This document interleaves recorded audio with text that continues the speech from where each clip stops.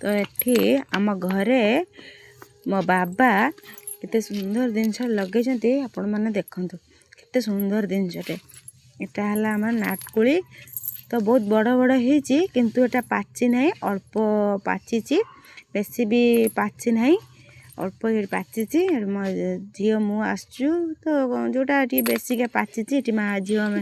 तोलिकी खावाई आसचु तो केते सारा बड़ बड़ बहुत बहुत बड़ बड़ भी होती तो जानते गचर तोलिकी खावाटा केते सुंदर लगे तो गोटे जिनस जो जेको जिनस गोटे हो परिबा हो बा फल हो गच लगा तुली खायाटा केते सुंदर लगे देखु केते केते बड़ बड़ होती